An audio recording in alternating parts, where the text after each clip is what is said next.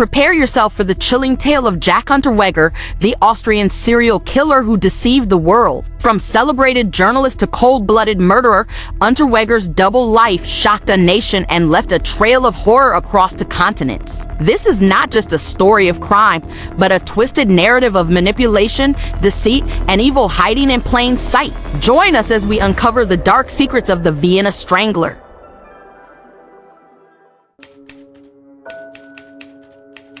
Margaret Schaer was an 18-year-old young woman full of life and dreams when she crossed paths with Jack Unterweger in 1974. Born and raised in Austria, Margaret was known for her bright personality and a strong desire to pursue a career in nursing. She had just completed her education and was looking forward to starting her life as an independent woman. However, her life took a dark turn on the night of May 11, 1974, when she encountered Unterweger. Unterweger, who was already a petty criminal at the time, had a troubled past marred by violence and crime. On that fateful night, he attacked Margaret, brutally beating her before strangling her with her own bra. The sheer brutality of the crime shocked the small town where it occurred, and it wasn't long before Unterweger was arrested for the murder.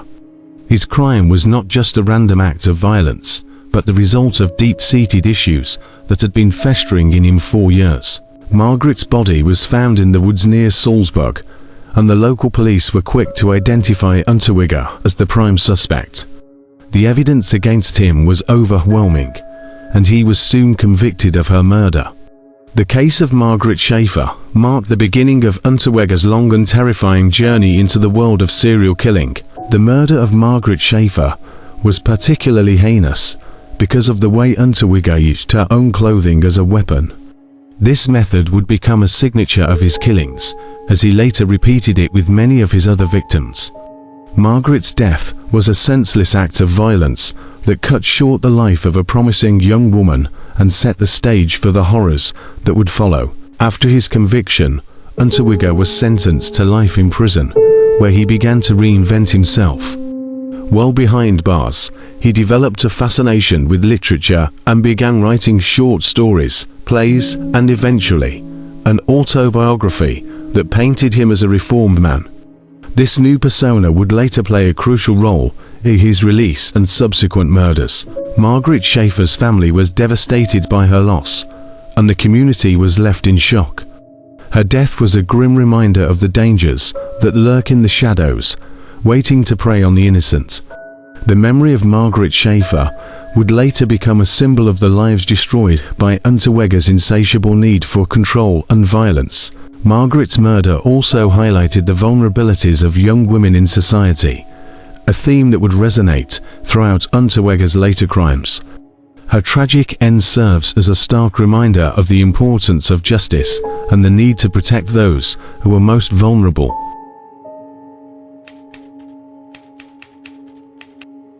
Jack Unterweger was born on August 16, 1950, in Judenburg, Austria, into a life of poverty and neglect. His mother was a barmaid and prostitute, and his father, an American soldier, was absent from his life. Unterweger's early years were marked by instability, as he was raised by his abusive grandfather. The lack of a stable family environment and constant exposure to violence and crime left deep scars on Unterweger, shaping him into the man he would become. By his teenage years, Unterweger had already begun a life of petty crime, including theft and assault. His criminal activities escalated, and by the time he was in his early 20s, he had become a full-fledged criminal with a penchant for violence.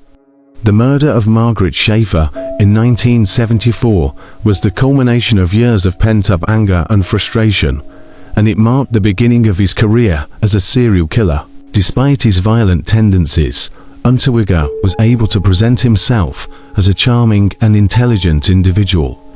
While serving his life sentence for Margaret Schaer's murder, he began writing, and his works quickly gained attention in literary circles.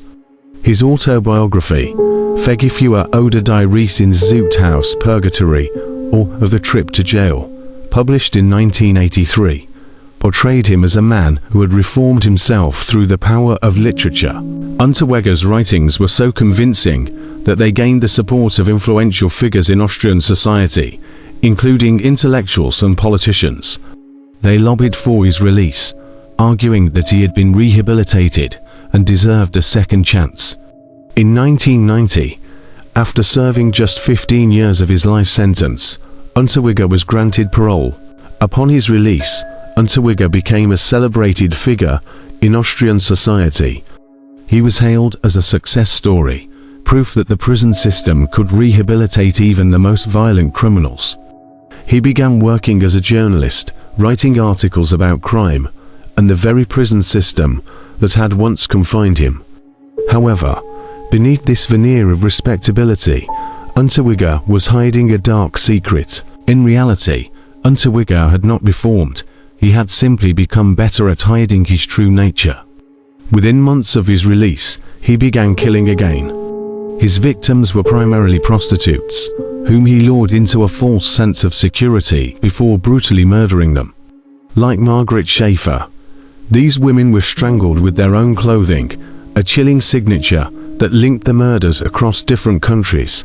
Unterweger's new position as a journalist allowed him to travel freely, and he used this opportunity to commit murders in multiple countries, including Austria, Germany, and the United States.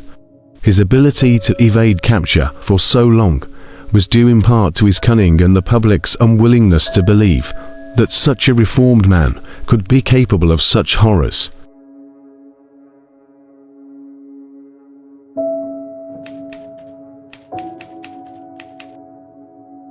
Jack Unterweger's killing spree came to an end in 1992, when law enforcement finally began to piece together the evidence linking him to the murders. The similarities between the killings in different countries, particularly the use of the victim's clothing as a weapon, led investigators to suspect Unterweger. His troubles as a journalist had provided him with the perfect cover, but his overconfidence would ultimately be his downfall. Unterweger was arrested in the United States on February 27, 1992, after a lengthy investigation that involved cooperation between Austrian and American law enforcement agencies.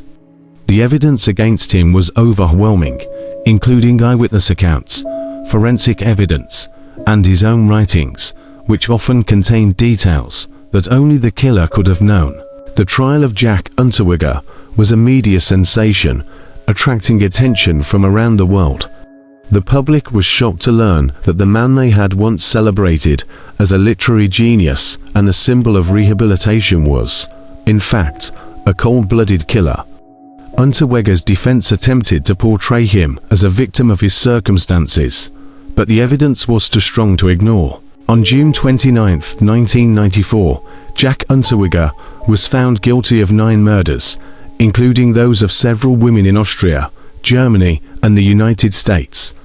He was sentenced to life in prison without the possibility of parole. However, just hours after his conviction, Unterweger was found dead in his cell, having hanged himself with the same type of rope he had used to kill his victims. The aftermath of Unterweger's case left a lasting impact on Austrian society and the criminal justice system.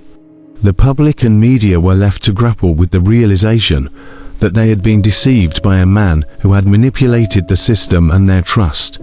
The case also raised serious questions about the effectiveness of rehabilitation and the dangers of releasing violent offenders based solely on their literary or intellectual achievements. The victims of Jack Unterweger's crimes were not forgotten, and their families continued to seek justice and closure. The case became a cautionary tale about the dangers of charismatic individuals who can hide their true nature behind a mask of charm and intellect.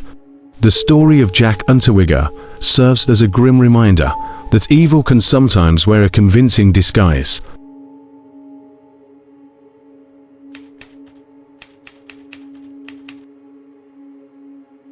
When examining the lives and crimes of Jack Unterweger and Ted Bundy, it becomes clear that while their paths were geographically and culturally distinct, They shared several chilling similarities that make them two of the most notorious serial killers in history.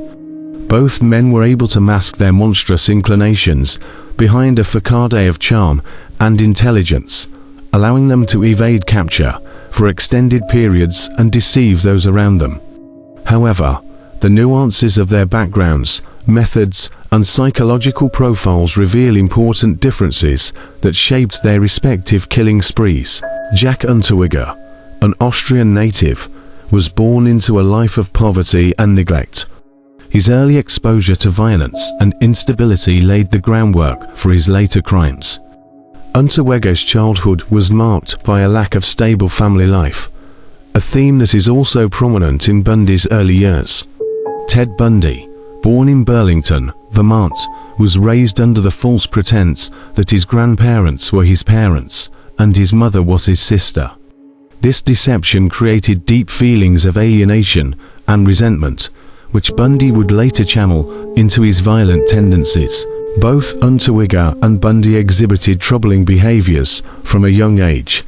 For Unterweger, these behaviors manifested as petty crime and aggression, escalating over time into full-blown violence. Bundy, on the other hand, was known for his manipulative tendencies, which he used to charm and deceive those around him. While Unterweger was more overtly violent in his early life, Bundy's darker impulses simmered beneath a carefully constructed exterior of charm and intelligence. As adults, both men used their charisma to mask their true natures. Unterweger's reinvention as a literary figure while in prison allowed him to deceive the public into believing he was rehabilitated. His release marked the beginning of a second, more prolific killing spree. Similarly, Bundy used his charm to lure victims into a false sense of security. He often pretended to be injured or in need of help, exploiting the empathy of his victims before attacking them. This ability to present themselves as trustworthy individuals allowed both men to commit their crimes with relative ease. The methods of Unterweger and Bundy also share eerie similarities. Both targeted women, often those who were vulnerable or marginalized by society.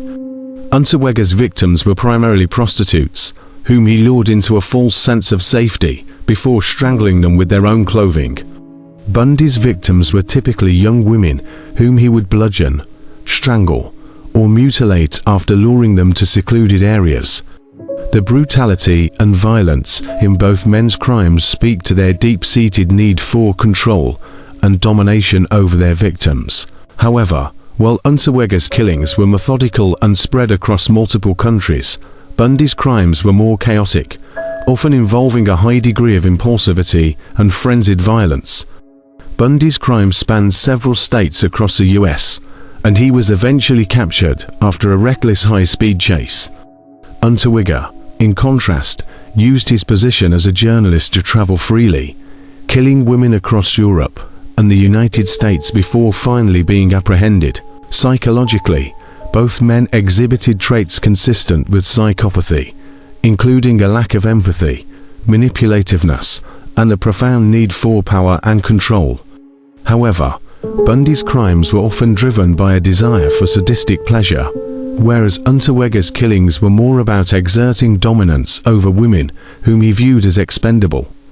Bundy's fascination with violence was evident in his obsession with detective magazines and crime stories, which he later emulated in his own actions. Unterweger's crimes, on the other hand, were less about the act of killing itself and more about the assertion of his control over his victims. The aftermath of their crimes also reveals significant differences. Ted Bundy's trial became a media spectacle, with Bundy himself relishing the attention. His charm and intelligence captivated the public, even as the horrific details of his crimes were revealed. Bundy's trial and subsequent execution, the end of one of America's most infamous killing sprees, leaving a legacy that still haunts the public consciousness. Jack Unterweger's trial, while also highly publicized, had a different tone. The revelation that a man once celebrated as a symbol of rehabilitation had continued his killing spree their being released from prison shocked Austria and the world. Unterweger's suicide in prison after his conviction brought a tragic and abrupt end to the case, but the questions it raised about rehabilitation and the justice system continue to resonate. In comparing Jack Unterweger and Ted Bundy, it becomes clear that while they operated in different contexts and with different methods, their shared traits of charm, manipulation, and a complete disregard for a human life make them two of the most dangerous serial killers in history. Their stories serve as a stark reminder of the complexities of evil and the challenges of detecting and stopping such individuals before they can wreak havoc on society.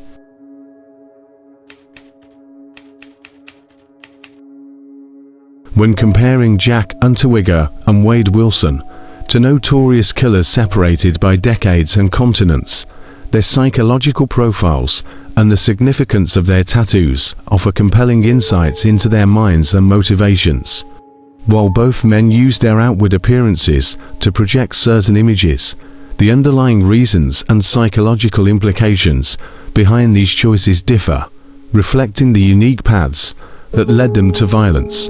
Jack Unterweger, often referred to as the Vienna Strangler, was a man who managed to convince society of his rehabilitation while harboring deeply ingrained violent tendencies. His psychological profile reveals a complex individual who was both narcissistic and psychopathic. Unterweger's ability to charm and manipulate those around him, including the legal system, is indicative of a high-functioning psychopath. He thrived on the attention he received from the media and the public, which fed his grandiose sense of self. His killings were not just acts of violence, they were performances that allowed him to exert control and power over his victims. Unterweger's lack of visible tattoos or outward signs of rebellion contrasted with his inner turmoil. He meticulously maintained a public image of a reformed intellectual, which served as a disguise for his murderous impulses.